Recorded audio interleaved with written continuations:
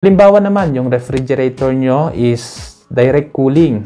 Ito naman yung manual defrosting, no? Ito yung kumakapal yung yelo. So, itong direct cooling is ginagamit nating pangtindahan.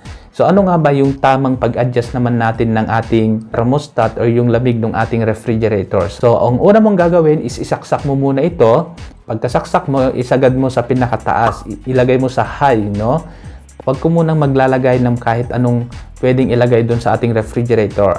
So, palamigin mo muna kahit 1 oras or 2 oras. Pag malamig na ito, pwede na tayong maglagay, no? So, pwede na rin tayong mag-adjust. So, ang pag-adjust lang ng ating mga direct cooling na refrigerator is ibase lang natin ito sa laman ng ating refrigerator. So, pagkahalimbawa, konti lang ito, tubig lang naman yung laman ng inyong refrigerator, is kahit nakaka-medium or low lang yan.